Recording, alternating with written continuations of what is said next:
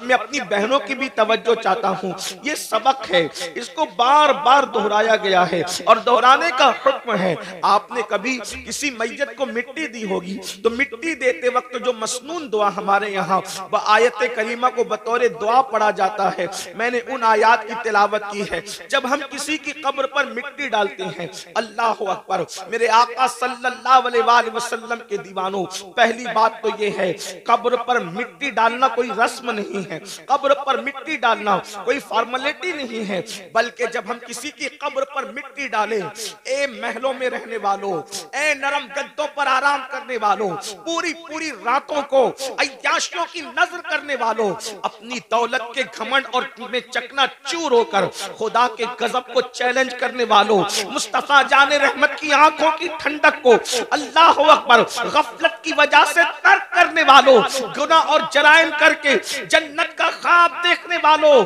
जब तुम किसी की कब्र पर मिट्टी डालो तो उस वक्त ये तसव्वुर करो, आज मैं किसी के वजूद पर मिट्टी डाल रहा हूं, कल इसकी जगह मैं होऊंगा, कल नहीं तो परसों, और मेरे वजूद पर भी मनो मिट्टी डाली जा रही होगी। जरा तसव्वुर तो करें, जिसके वजूद पर आप मिट्टी डालते हैं, हालांकि वो मसनून है, उस मोमिन का हक है, लेकिन कभी हमारे वजूद पर भी तो मिट्टी होगी। वजूद पर नन्ना सा कोई थप्पा अगर लग जाए, चाहे फूल का हो, चाहे इत्र का हो, चाहे तेल का हो, चाहे सालन का हो, कितना बेचैन हो जाते हो। पाक थप्पा जो नापाक नहीं है, वो दामन पर लगने से कितना बेचैन होते हो कि ये थप्पा लेकर जलसे में कैसे जाऊंगा। कोई साबुन से धो रहा है, कोई लेमन का इस्तेमाल कर रहा है, लेकिन अल्लाह अकबर, वजूद पर हलाल चीजों के थप्पे से बेचैन होने वालों, कभी गुनाह के थप्पे जो इस दिल पर लगे हैं उससे भी बेचैन हुए हैं, उससे भी बेकरार हुए हैं, उससे भी मुस्तरिब हुए हैं। मुमकिन है कि जलसों में, महफिलों में, वलीमे की महफिल में, शादी की महफिल में, निकाह की महफिल में ये थप्पा लेकर के जाओ तो इंसान तुम्हारा मजाक उड़ा सकता है, लेकिन दिलों पर करोड़ों जराइम के थप्पे लगा रखा है। फरिश्ते और अल्लाह के नेक बंदे दिलों से नफरत कर रहे हैं, खुदा कलाम नहीं फरमाएगा, खुदा निगाह रहमत नहीं फरमाएगा। अल्लाह अकबर, क्या बनेगा उस वक्त हमारा। अल्लाह अल्लाह, जब हम पहली मिट्टी मुट्ठी भर के मिट्टी डालते हैं तो कहते हैं मिन्हा खलकनाकुम, इसी पर इंसान का गुरूर चकनाचूर हो जाना चाहिए। लोग कहते हैं मैं सरदार हूं, मैं मुखय्यर हूं, मैं अदीब हूं, मैं खतीब हूं, मैं डॉक्टर हूं, मैं इंजीनियर हूं, मैं वकील हूं। आप जानते हैं मोबाइल की रिकॉर्डिंग की गई कि सबसे ज्यादा दुनिया में इंसान क्या अल्फाज बोलता है पूरी दुनिया में, सिर्फ हिंदुस्तान और बैरून यानी कि पड़ोसी मुल्क की बात नहीं, बर्रे सगीर की बात नहीं, पूरी दुनिया के लोगों की रिकॉर्डिंग की गई फोन की कि सबसे ज्यादा इंसान क्या बोलता है। तो रिकॉर्डिंग के अंदर ये बात ऑन रिकॉर्ड आई कि इंसान सबसे ज्यादा मैं बोलता है, मैं से ज्यादा वो कोई दूसरे अल्फाज का इस्तेमाल नहीं करता।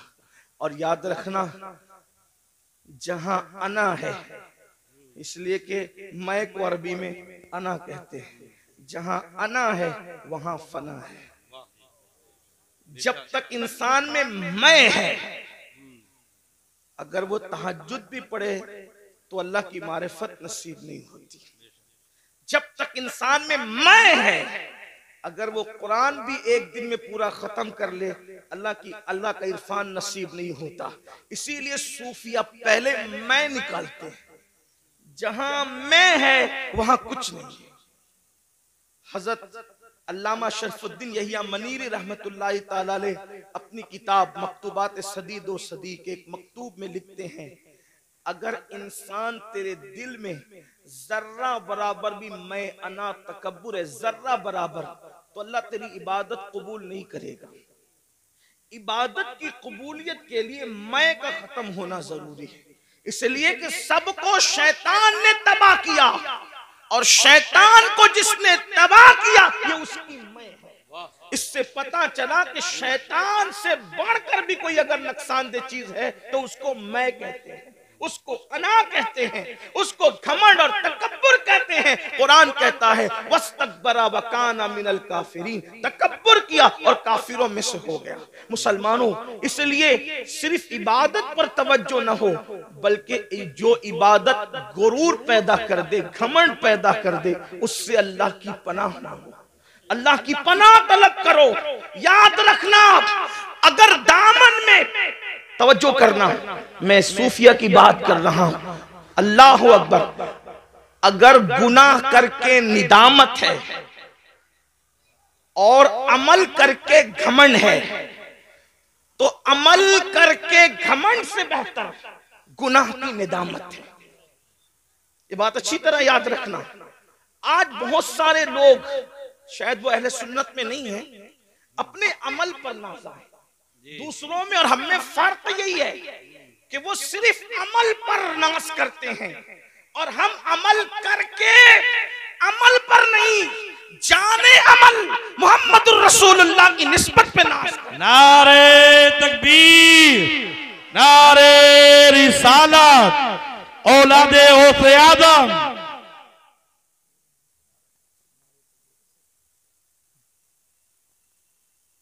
तो अल्लामा शरफुद्दीन यहिया मनीरी फरमाते हैं कि जब तक जर्रा बराबर तकब्बुर भी दिल में मौजूद है, इबादत कबूल नहीं होगी।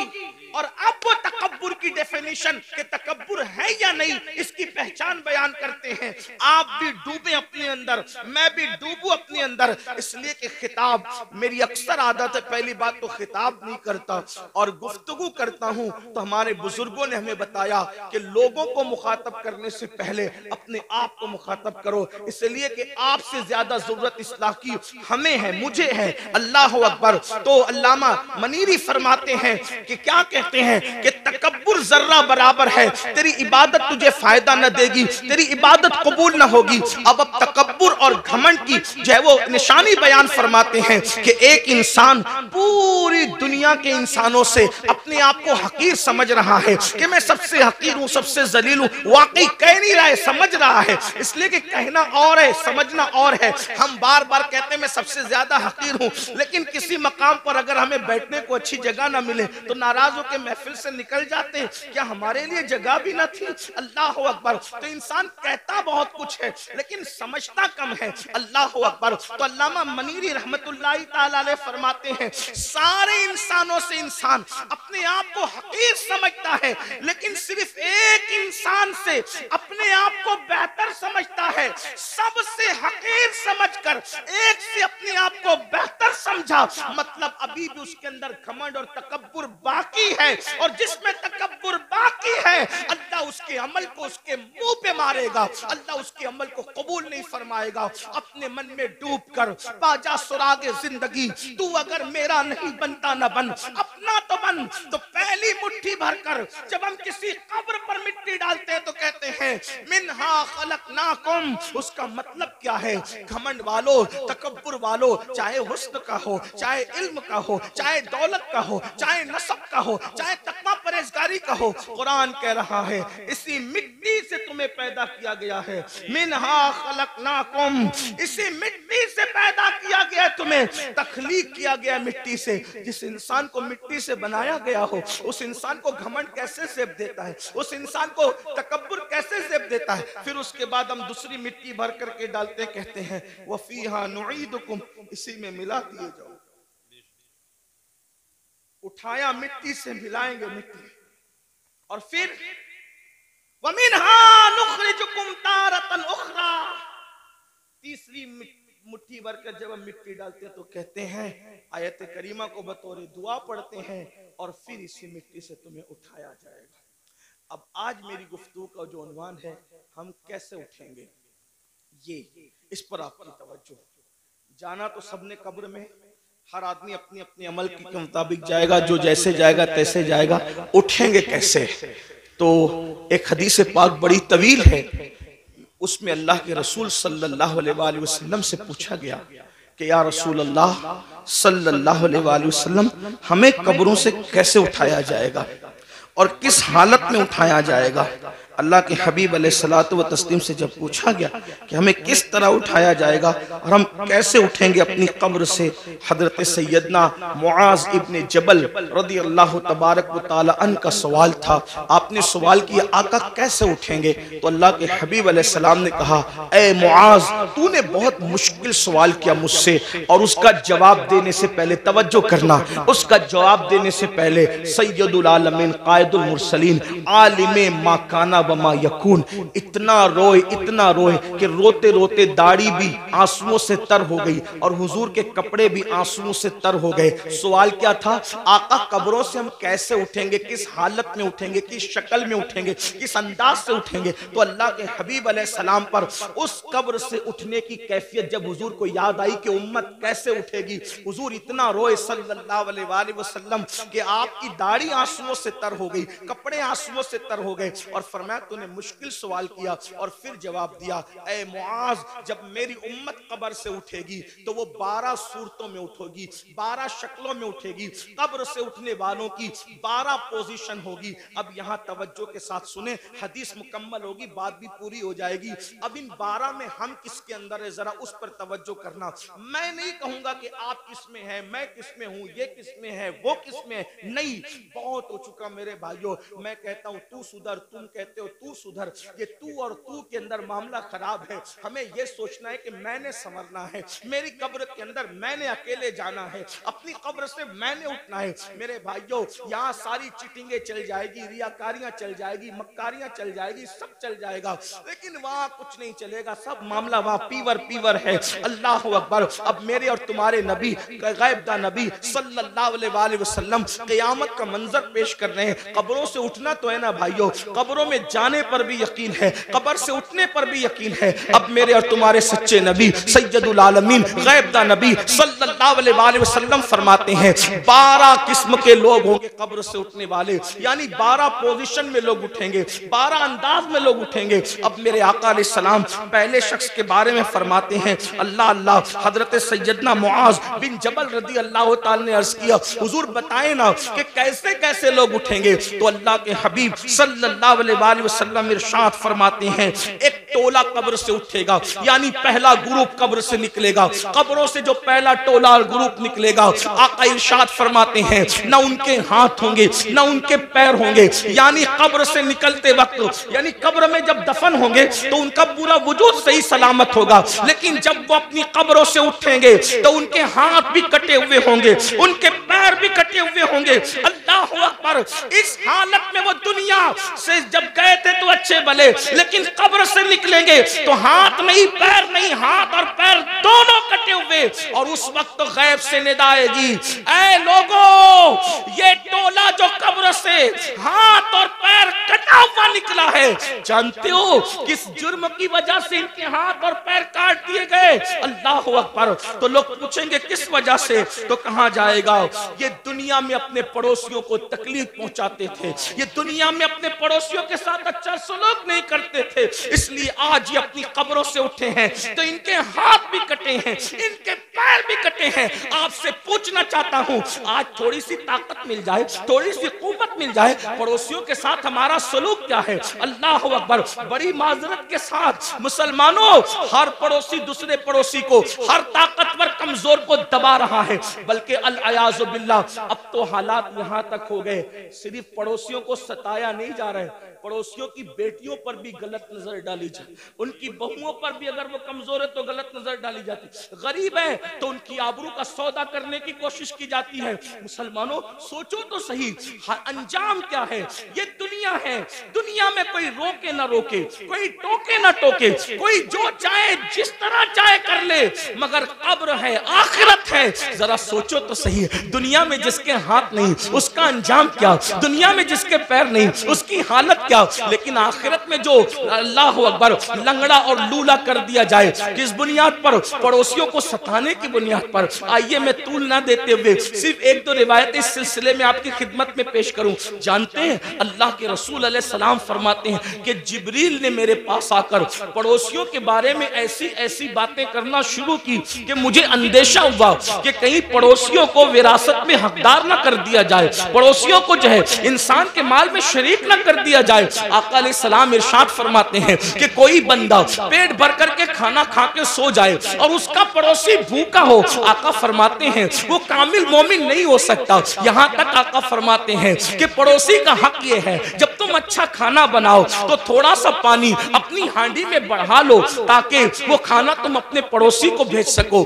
आज हम जलसों में, कॉन्फ्रेंसों में और तहरीरों में बड़ी दर्द भरी बातें करते हैं। आज लोग क्या कहते हैं, इसकी बेटी भाग रही है, ये हो रहा है, वो हो रहा है। मैं कहता हूँ सब हो रहा है। अगर हमने अपने पड़ोसी का ख्याल कर लिया होता तो गरीब की बेटी न भागती। और एक बात आपको बताऊं, किसने कह दिया कि सिर्फ गरीब की बेटी भाग रही है? बड़ी माजरत के साथ सिर्फ गरीबों की नहीं बल्कि मालदारों की भी। और उसकी वजह सिर्फ गुर्बत नहीं है बल्कि अच्छे रिश्तों का न आना भी उसकी वजह है, जहेज की लानत भी उसकी वजह है, साथ ही साथ इल्म का न होना भी उसकी वजह है, साथ ही साथ फजूल खर्चियों में हमारा पढ़ करके शादियों को महंगा करना भी उसकी वजह है। लेकिन बस इतना अर्ज करना चाहता हूं, अपने पड़ोसियों का ख्याल करो, पड़ोसियों का लिहाज करो। और अगर पड़ोसियों को सताओगे, जुल्म करोगे तो याद रखना कब्र से बगैर हाथ और बगैर पैर के उठने के लिए तैयार हो जाओ। इसी पे बस नहीं, आका फरमाते हैं वो लंगड़े भी उठेंगे, लूले भी उठेंगे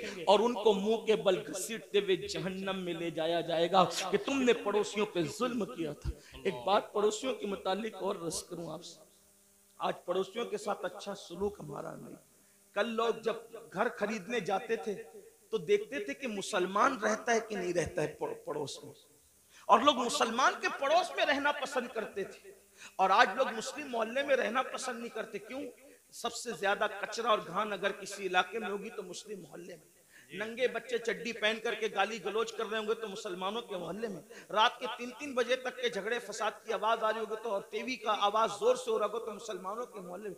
हद है, जिस मजहब ने डिसिप्लिन सिखाया आज उस मजहब के मानने वाले डिसिप्लिन से दूर है और दूसरों ने हमसे सीख लिया और हम कोरे हो गए।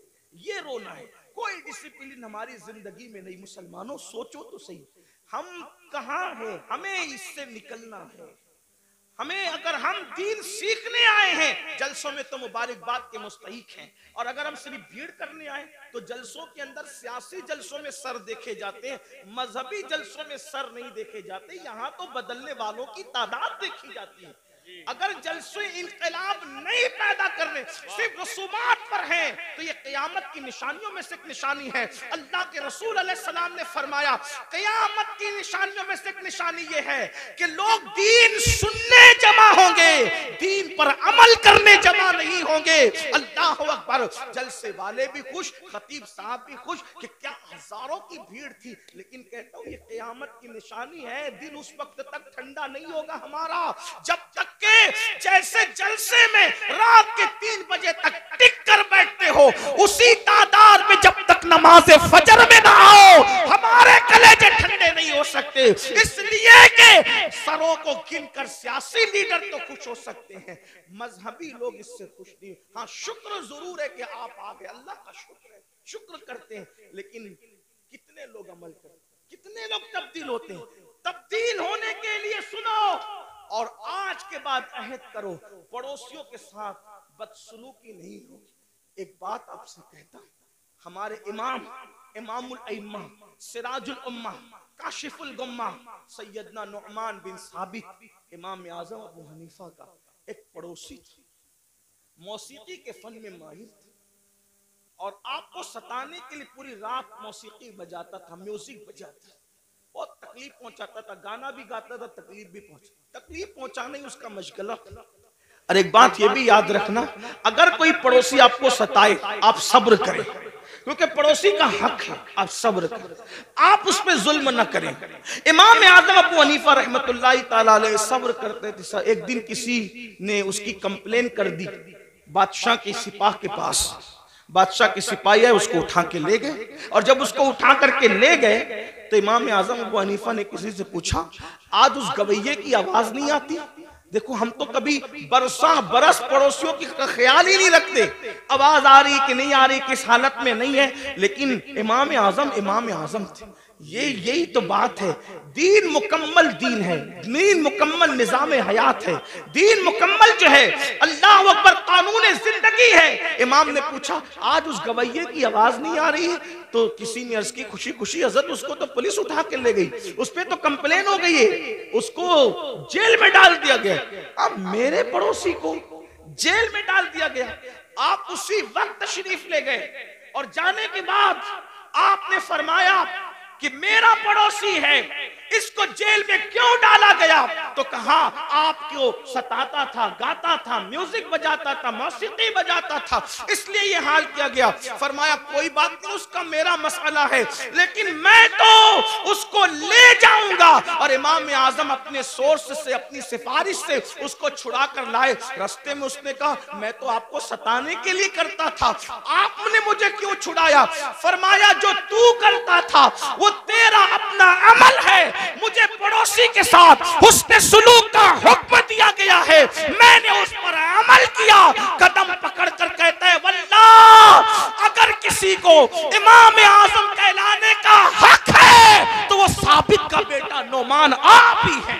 नारे तकबीर, नारे रिसालत। बुजुर्गों का तरीका था, हम अपने पड़ोस के साथ, आज तो पड़ोस में सगा भाई भी रहता है, हम उसके साथ क्या सलूक करते हैं? अच्छा खाना बनाते हैं तो माज़अल्लाह छुपा छुपा करके खाते हैं, ऐसा नहीं होना चाहिए।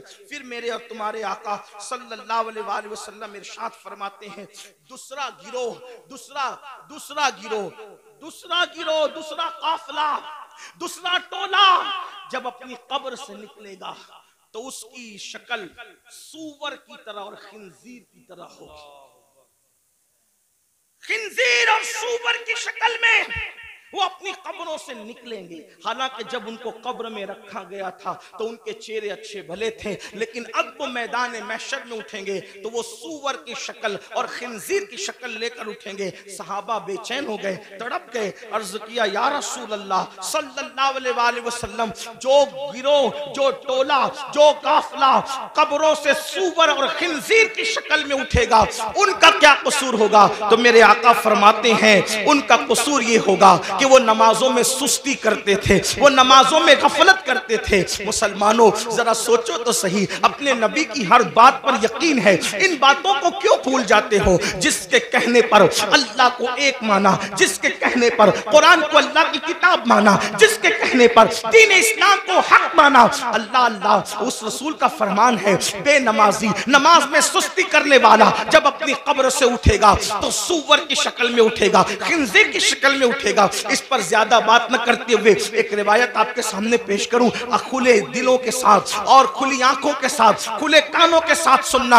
अपने आप पे रहम कर लो, अपने आप पे रहम कर लो। अल्लाह के बंदो, आखिरत की घाटी बड़ी मुश्किल तरीन घाटी है, हमने उसको जितना आसान समझा इतना आसान नहीं है। मेरे इमाम कहते हैं अल्लाह अकबर, पाट वो कुछ धारिये कुछ जार हम, या इलाही क्यों कर उतरे पार हम, अपनी सत्तारी का या रब वास्ता हो न रुस्वा बरसरे बाजार हम। अल्लाह अल्लाह, हमें फेसबुक के लिए तो वक्त है, यूट्यूब पर बैठने के लिए तो वक्त है, दोस्तों की महफिलों के लिए तो वक्त है, बीवी बच्चों के लिए तो वक्त है, सबके लिए वक्त है, रब के लिए वक्त नहीं। सुन लो और अच्छी तरह से सुन लो।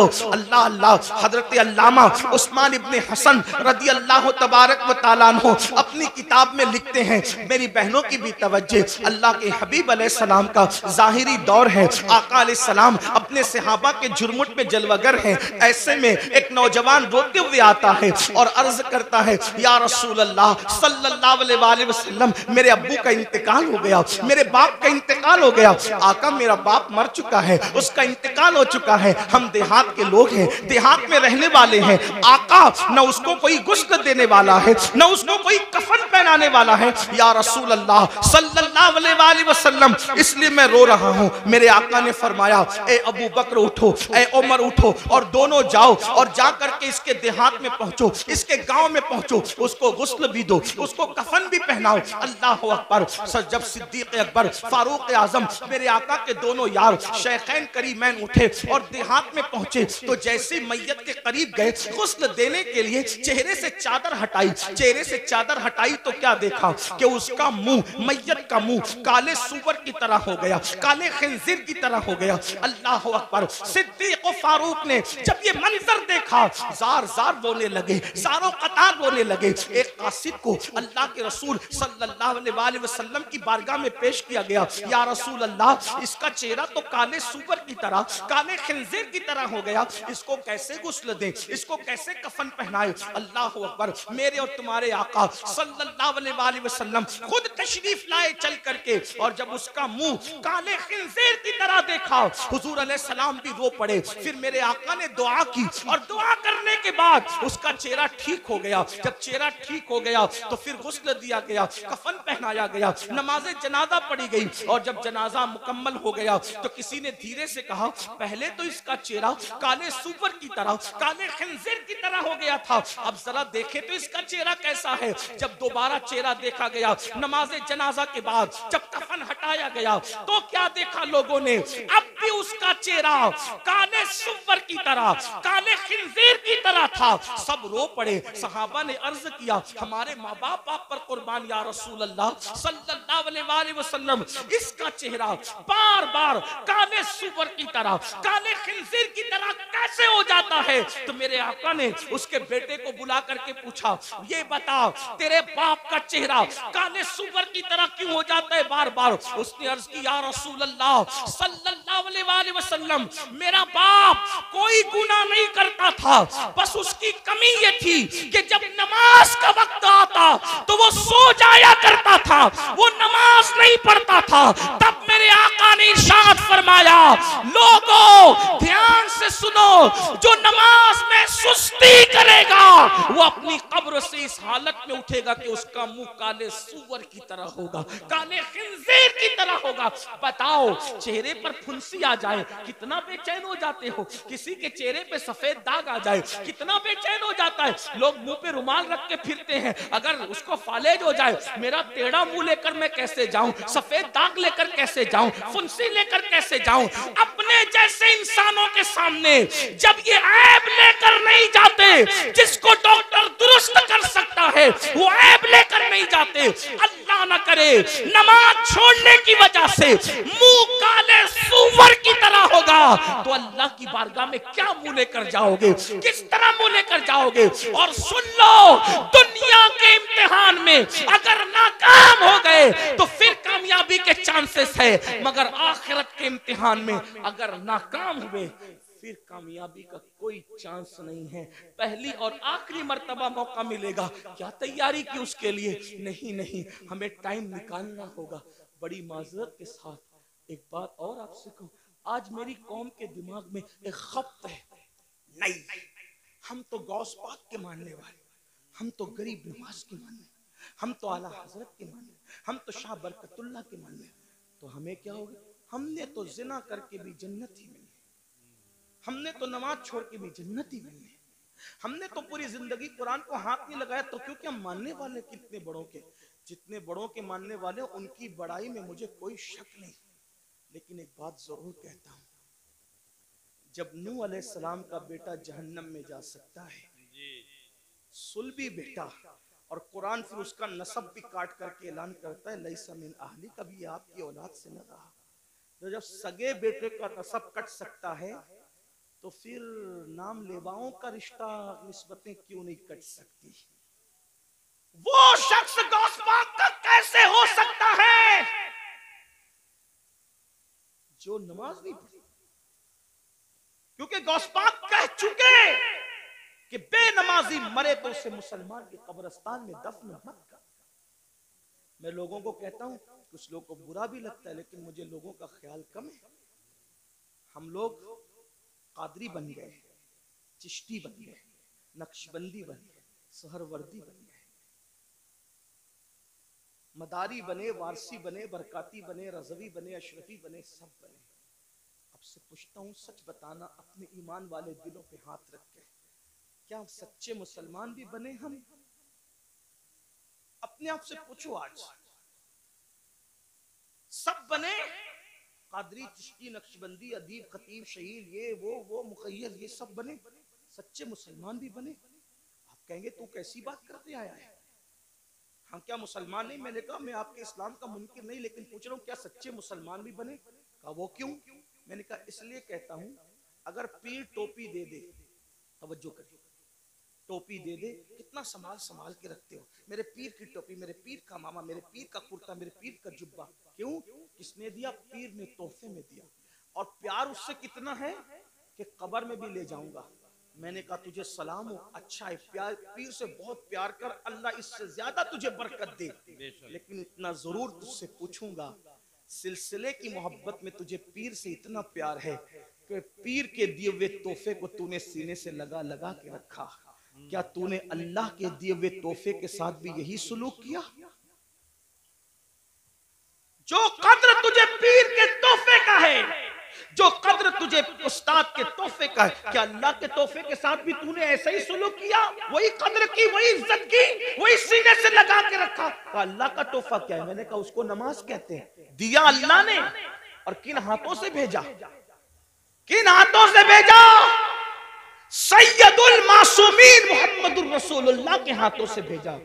जिस कौम को पीर के तोहफे की कद्र हो और अल्लाह के तोहफे की कोई कद्र न हो, तो फिर वो कौम सच्ची मोमिन कैसे हो सकती, कामिल मोमिन कैसे हो सकती है? गौर कीजिए, ध्यान दीजिए और सुन लो, किसी और की निगाह में मुसलमान बनने वाला जन्नत में नहीं जाएगा।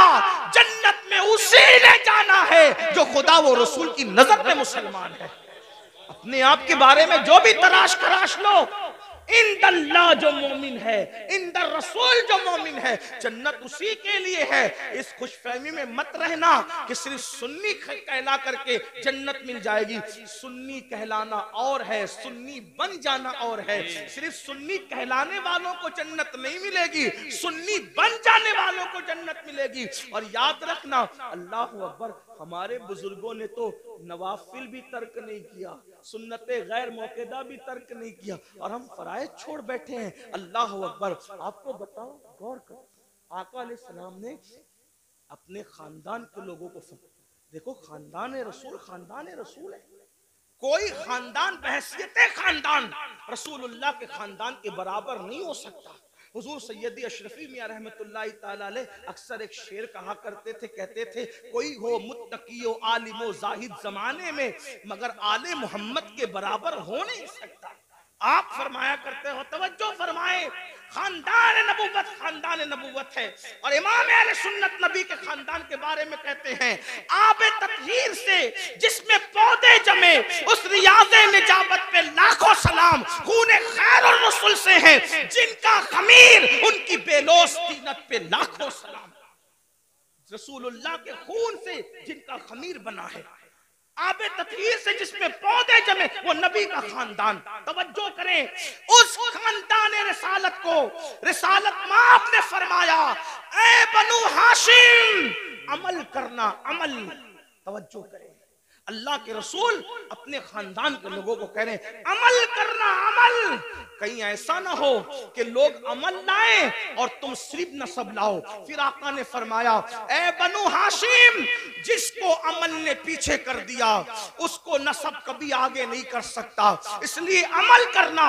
रसूलुल्लाह की इस नसीहत को खानदान के लोगों ने कैसे सीने से लगाया, अल्लाह अकबर, कि रसूलुल्लाह के खानदान में फिर कोई भी आपको बेअमल नजर नहीं आएगा। मैं बेअमल की बात कर रहा हूँ, बदअमल तो दूर की बात है। इसलिए कि एक है बाअमल, एक है बेअमल, एक है बदअमल। रसूलुल्लाह के खानदान में बदअमल तो बहुत दूर की बात है, बेअमल भी तुम्हें कोई नजर नहीं आएगा। देखो नबी के खानदान को देखो, पूरी पूरी रात अगर सजदे में गुजारने वाली मदीने में कोई खातून मिलती है तो वो कोई और नहीं है, वो मेरे नबी की शहजादी सैयदा मखदूमा फातिमा ज़हरा की जात है। और जब रात पूरी होती है तो नमाज मुकम्मल करके हसरत के साथ सर को सजदे से उठा के कहती है, ए अल्लाह, तूने रात इतनी छोटी बनाया कि तेरे महबूब की बेटी फातिमा दिल खोल के सजदा भी ना कर सकी। अल्लाह अकबर। उसके बाद देखे, घोड़े की एक जीन पर एक कदम रखकर दूसरे जीन पर कदम रखने से पहले जो पूरा कुरान मुकम्मल करता है वो कोई और नहीं है, वो मेरे नबी के खानदान का फर्द, रसूलुल्लाह का भाई, अमज़ा, दामाद पैगंबर, खातिमे विलायत, फातिह खैबर, अबुल हसनैन, मौलाए कायनात सैयदना अली मुर्तज़ा की जात है। किसी ने कुरान इस तरह पढ़ा, बाबा कुरान पढ़ते हैं घोड़े की सीन पर एक कदम रखकर दूसरा कदम रखने से पहले, और शहजादों की क्या शान है, सर कटने के बाद जो नेज़े पे कुरान पढ़ते हैं वो किसी और खानदान का फर्द नहीं, वो मेरे नबी का नवासा सैयदना इमाम हुसैन की जात है, इमाम आली मकाम की जात है। मेहराब में, मिंबर पे, मस्जिदों में आपने हर खानदान वाले से कुरान सुना, लेकिन नेज़े पे जिसने कुरान पढ़ा वो सिर्फ मेरे नबी का खानदान। 40 साल तक इशा के वुजू से फजर की नमाज जहां हो रही है वो कोई और नहीं, वो मेरे नबी के खानदान का शहजादा जिसे दुनिया सरकार गौसे आजम के नाम से जानते हैं। 70 साल तक कभी ना सोकर रात और दिन जाग कर इबादत करने वाला, 90 लाख को कलमा पढ़ाने वाला वो किसी और खानदान में नहीं मिलेगा, वो मेरे नबी के खानदान में है, जिसको मोइनुद्दीन अजमेरी गरीब नवाज कहा जाता है। जब जिक्र करते हैं तो आप इतनी कसरत से करते हैं कि आपके जिक्र को सुनकर परिंदे भी जाकिर हो जाते हैं। ऐसा जाकिर आपको किसी और खानदान में नहीं मिलेगा, वो मेरे नबी का शहजादा हजरत शाह बरकतुल्लाह इश्की प्रेमी महरेरवी रहमतुल्लाह अलैह की जात है, जिसके जिक्र ने परिंदों को जाकिर बना दिया। ये खानदान नबूवत का अमल है। इमाम ज़ैनुल आबिदीन का नाम ज़ैनुल आबिदीन नहीं है, बल्कि उनका नाम है अली इब्न हुसैन। ज़ैनुल आबिदीन उनका लक़ब है, लक़ब। और ज़ैनुल आबिदीन क्यों कहते हैं? क्योंकि रोजाना तकरीबन 300 रकअत और कभी 700 रकअत नफिल नमाज पढ़ते थे। लोगों ने कहा ये आबिद नहीं है, बल्कि ये ज़ैनुल आबिदीन है। आबिदों, कसरत सजदा की वजह से आपकी पेशानी पर सजदे का निशान पड़ गया। एक तो ये कि जो लोग गलत सजदा करते हैं उनकी पेशानी पे निशान आता है, और एक तो ये जो कसरत से सजदा करते हैं उनकी पेशानी पर भी निशान आ जाता है। लेकिन कितनी 300 रकअत के बाद, 700 रकअत के बाद, और मैं जहां से पढ़ रहा हूं इसको मेरे इमाम अहले सुन्नत ने लिखा कि आपकी पेशानी पर निशान सजदा कसरत सजदे की वजह से। आप बताएं, आप रसूलुल्लाह सल्लल्लाहु अलैहि वसल्लम के खानदान वालों का ये अमल देखें। इमाम जाफर सादिक को देखें, रोजाना पूरी रात इबादत में गुजरती। इमाम मोहम्मद बाकिर को देखें, इमाम मूसा काजिम को देखें, जिसको देखें। और हमारा हाल ये, हम कहते हैं हम तो नाम लेवाए। मैंने कहा वो खानदान के लोग थे। बल्कि एक बात आई, बात अर्ज करूं, शायद हदीस पूरी ना पढ़ सकूं क्योंकि वक्त ज्यादा हुआ, लेकिन एक बात पढ़ता हूँ, शायद आपके दिल के दरीचे अल्लाह खोल दे। मगफिरत के बारे में हम बहुत बेहिस हैं, बख्शे जाएंगे, मौलाना बख्शे, अल्लाह करीम है, बख्शे, अल्लाह करीम है, बख्शे, बेशक अल्लाह करीम है। अल्लामा नकी अली खान इमामुल मुतकल्लिमीन लिखते हैं अपनी किताब में, अल्लाह को करीम जानकर गुनाह पे गुनाह कर रहा है ना, कि अल्लाह करीम है, बख्श देगा। फरमाते अल्लाह को करीम जानकर गुनाह करने वाले अल्लाह को कादिर जानकर तू जहर क्यों नहीं खाता?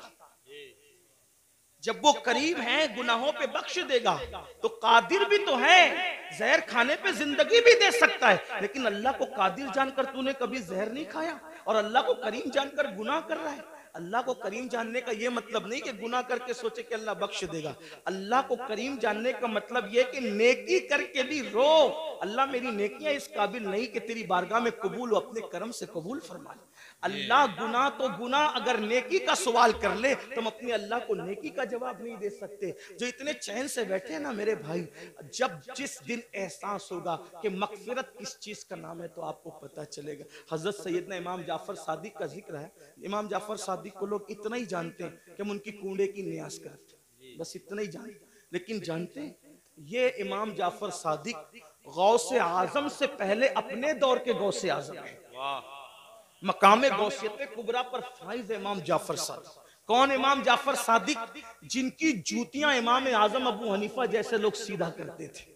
और इमाम आजम कहते हैं कि अगर 2 साल ना होते इमाम जाफर सादिक की सोहबत के तो नौमान हलाक हो गया होता। ये इमाम जाफर सादिक। लेकिन वो जाफर सादिक जिसकी सोहबत को इमाम आजम अपनी कुल उम्र का सरमाया कहते हैं, जब उस इमाम जाफर सादिक से लोग मुसाफा करते, हम लोगों से भी लोग करते हैं, इमाम जाफर सादिक से भी लोग मुसाफा करते थे। दाता साहब लिखते हैं कि जब इमाम जाफर सादिक से कोई मुसाफा करता था तो इमाम जाफर सादिक उसका हाथ पकड़ ले। ध्यान देना, तवज्जो करना, गौर से सुनना और फिर सोचना इस पर कि हम कहां हैं। इमाम जाफर सादिक जिसके नसब में किसी को कोई इख्तिलाफ नहीं जी, इतना मजबूत सिलसिलतुल ज़हब है कि जाफर सादिक बेटे हैं इमाम मोहम्मद बाकिर के, वो बेटे इमाम ज़ैनुल-आबिदीन के, वो बेटे इमाम हुसैन के, और वो बेटे हैं हजरत मौला अली के, और वो शौहर सैयदा फातिमा के, और वो शहजादी रसूलुल्लाह की। ये सिलसिलतुल ज़हब उनका नसबनामा है। हाँ, अब इमाम जाफर सादिक से कोई मुसाफा करने आता तो आप उसका हाथ पकड़ते और हाथ पकड़कर फरमाते, वादा कर कि अगर क़यामत में तेरी बख्शिश हो गई तो तू अल्लाह की बारगाह में मेरी सिफारिश करना कि अल्लाह जाफर सादिक को बख्श दे, उसको माफ कर दे। तवज्जो करें, अगर इस स्टेज पर ये जो बड़े बड़े उलमा मुफ्तियान किराम सादात किराम बैठे हैं, मुफ्ती आफाक साहब के साहबजादे हैं और भी उलमा हैं, अगर कोई किसी आम आदमी का हाथ पकड़ के कहे कि अगर तेरी बख्शिश हो गई तो तू मेरी सिफारिश कर देना, मगफिरत मेरी करवा देना, तो वो कहेगा कि हजरत ये कैसी बात कर रहे हैं आप लोग अल्लाह वाले लोग हैं, हम अवाम में से हैं, हमारी ना गुस्ल है सही है, ना हमारी तहारतें सही है, ना हमारे नमाज पढ़ने का तरीका आता है, आप ऐसी कैसी बात कर रहे हैं।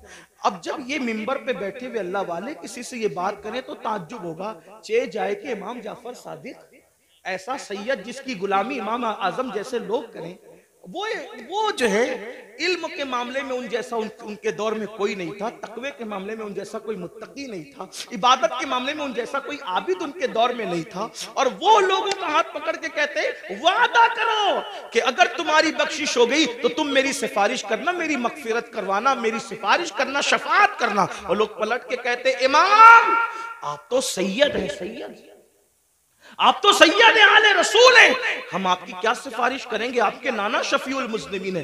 तो इमाम जाफर सादिक रोते हुए जवाब देते, रोना तो यही है कि हम सैयद हैं। तवज्जो करें, कहते रोना तो यही है कि हम सैयद हैं, क्योंकि हम इस बात से डरते हैं कि हमारे नाना को हम मुंह क्या दिखाएंगे, नाना को मुंह दिखाने की हिम्मत नहीं है क़यामत के दिन। ये हाल है उनका जिनकी सियादत पर, इमामत पर, क़यादत पर, तकवा पर, ज़ुहद पर पूरी उम्मत का इत्तेफाक है, वो क़यामत के दिन से इतने लर्जा बरअंदाम है। और यहाँ जिन्हें गुस्ल भी नहीं आता, वुजू भी नहीं आता, जुमा की 2 रकअत पढ़ के मस्जिद से ऐसे भागते हैं जैसे स्कूल से छुट्टी होने पर स्कूल के बच्चे भागते हैं, ये हालत है। और उसके बाद हम जन्नत के ठेकेदार बने, मौलाना हम जन्नत में न जाएंगे तो कौन जाएगा। बड़ी माजरत के साथ वहां फिर देखा जाएगा कि क्या होगा, और वहां पछताने से काम नहीं चलेगा। आज ले उनकी पनाह, आज मदद मांग उनसे, फिर न मानेंगे क़यामत में अगर मान गया। आज रातों को जाय करने वालों, आज रातों को फजूल गुजारने वालों, वक्त को बर्बाद करने वालों, ये जिंदगी का कीमती सरमाया अल्लाह ने पहली और आखिरी मर्तबा दिया है। खुदा के लिए इसको जाय न करो, इसको फजूल बर्बाद न करो, वरना मौत के बाद पछताना होगा। मौत के बाद सिवाय पछताने के कुछ हाथ नहीं आएगा। लेकिन उस दिन का पछताना, अल्लाह अकबर, कोई फायदा न देगा। उसके बाद मेरे और तुम्हारे आका सल्लल्लाहु अलैहि वसल्लम फरमाते हैं, कुछ लोग ऐसे होंगे, अल्लाह अकबर, जब वो अपनी कब्रों से उठेंगे, ये तीसरा ग्रुप है, ये तीसरा टोला है जो अपनी कब्रों से उठेंगे, इस हालत में उठेंगे कि उनके पेट पहाड़ों की जैसे बड़े बड़े पेट होंगे, और उनके पेटों के अंदर सांप, बिच्छू और आग दहक रही होगी। साहबा ने पूछा, आका वो कौन होंगे? सरकार अलैहिस्सलाम फरमाते हैं, ये वो लोग होंगे जो दुनिया में ज़कात अदा नहीं करते थे, ज़कात नहीं देते थे, बड़े बड़े पहाड़ों की तरफ पेट लेकर के उठेंगे। आज लोग ज़कात भी नहीं देते पूरी पूरी, और फिर कोई पैसा लेके भाग जाता है, कोई चोरी कर ले जाता है, माल डूब जाता है, आग लग जाती है, कहते हैं हमारा नुकसान हो रहा है, नुकसान हो रहा है। याद रखना, जो पूरी पूरी ज़कात अल्लाह के लिए निकाल दे, मेरे आका फरमाते हैं उसका माल अल्लाह के किले में महफूज हो जाता है, उसके माल की हिफाजत हो जाती है। फिर चौथे ग्रुप के बारे में मेरे और तुम्हारे आका सच्चे नबी सल्लल्लाहु अलैहि वसल्लम ने फरमाया कि जो चौथा ग्रुप कब्र से निकलेगा उसके मुंह से खून बह रहा होगा, और खून लेकर के वो निकलेगा। साहबा ने पूछा, आका जिनके मुंह से खून बह रहा होगा वो कौन लोग होंगे? आका इरशाद फरमाते हैं जो अपने वादों को तोड़ देते थे, वादा खिलाफी करते थे, वो उनके मुंह से खून बह रहा हो। आज मैं समझता हूं कि शायद वादा खिलाफी को गुनाह भी नहीं समझते लोग। देखें, हालांकि मेरे आका अलैहिस्सलाम ने फरमाया मोमिन और मुनाफिक में फर्क यह है कि मोमिन जब वादा करता है तो पूरा करता है, और मुनाफिक वादा करता है उसको पूरा नहीं करता, तोड़ देता है। कितने वादे करते हैं, अल्लाह से वादा किया उसका ख्याल नहीं, पीर से वादा किया उसका ख्याल नहीं। आइए वादे की वफा के हवाले से एक हदीस सुने की रिवायत से। अल्लाह अकबर। अभी ऐलान नबूवत नहीं हुआ, ऐलान नबूवत से पहले अल्लाह के रसूल अलैहिस्सलातु व तस्लीम बाजार गए। बाजार जाने के बाद अल्लाह के हबीब अलैहिस्सलाम को एक शख्स ने कहा यहाँ रुको, मैं अभी आता हूँ। उसने कहा रुको, अभी आता हूँ। और आका ने उससे वादा कर लिया, ठीक है जब तक तुम नहीं आओगे मैं यहीं ठहरूंगा, यहीं रुकूंगा। और उसके बाद वो शख्स गया और जा करके भूल गया कि मैं किसी से वादा करके आया हूं या वादा लेकर आया हूं कि मैं अभी आता हूं। और उसने वादा कर लिया कि ठीक है तुम्हारे आने तक मैं रुकूंगा। फिर क्या हुआ, 3 दिन गुजर गए। 3 दिन के बाद जब वो शख्स आया तो अल्लाह के रसूल वहीं पर मौजूद थे।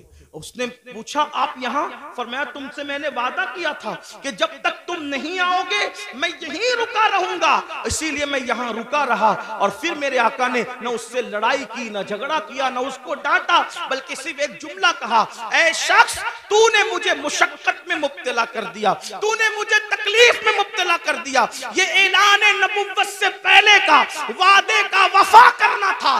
जब मेरे आका ने नबुव्वत का ऐलान किया तो यही वाकया उस शख्स के ईमान लाने का सबब बन गया कि जो शख्स इंसान से किया हुआ वादा उसके साथ बेवफाई नहीं करता वो झूठा नहीं हो सकता, वो सच्चा है। तो जो वादे के खिलाफ करे, आज तो ये भी होता है कि किसी लड़की से प्यार की बात की, मोहब्बत की बात की, अफेयर की बात की, रिश्ते की बात की, और फिर का तेरे साथ शादी करेंगे, और फिर शादी के नाम पे उसका शबाब लूट लिया, उसके साथ ज़िना कर लिया, उसके साथ सारी रंगरेलियां मना ली, सारा खेल कूद कर लिया, और उसके बाद का अब तेरे साथ शादी नहीं करेंगे क्योंकि तू इस काबिल नहीं है, तेरे अंदर ये ऐब है, ये ऐब है, ये ऐब है। याद रखना, किसी पे जुल्म करने वालों अच्छी तरह याद रखना, पहली बात तो अफेयर करना जायज न था, पहली बात तो नाजायज ताल्लुकात करना जायज न थे, पहली बात तो किसी लड़की से दोस्ती करना जायज न थी, और अगर की थी और वादा किया था अल्लाह अकबर तो ज़िना और उसके साथ तन्हाइयां जायज न थी।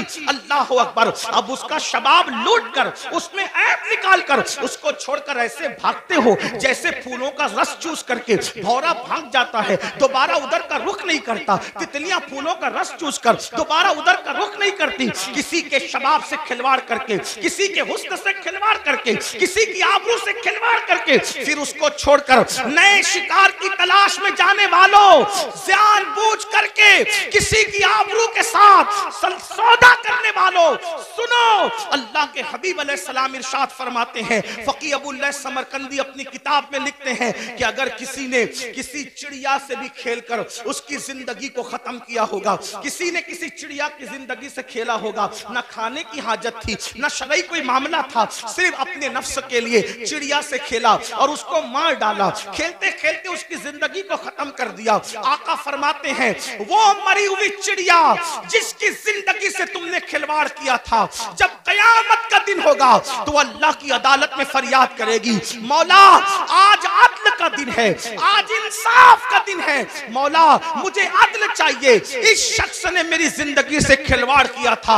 आका फरमाते हैं उस नन्ही सी चिड़िया की शिकायत बिजली की घन गरज की तरह होगी, जैसे बिजली कड़कती है वैसे नन्ही सी चिड़िया की आवाज में घन गरज होगी, और जिसकी शिकायत चिड़िया कर रही होगी उसका हाल ये होगा वो पहाड़ों जैसी नेकियां लेकर आएगा। अल्लाह इरशाद फरमाएगा आज अदल का दिन है, आज इंसाफ का दिन है, और फिर मेरा अल्लाह फरमाएगा जिसने चिड़िया की जिंदगी से खिलवाड़ किया आज उसकी नेकियां नहीं देखी जाएगी, इसको मुंह के बल घसीटते हुए जहन्नम में डाल दिया जाए। आपसे पूछना चाहता हूं, नफ्स के पुजारियों से पूछना चाहता हूं, नफसानी ख्वाहिशात में डूबे हुए इंसानों से पूछना चाहता हूं, अगर किसी छटाक भर की चिड़िया की जिंदगी से खेला होगा तो पहाड़ों जैसी नेकियां रद्द हो जाएगी और इंसान जहन्नम का ईंधन बनेगा। खेलेगा, जिसने लड़कियों की जिंदगी से खेला होगा, आबरू से खेला होगा, उसका अंजाम क्या होगा। अल्लाह के बंदो, ये दुनिया ही सब कुछ नहीं है,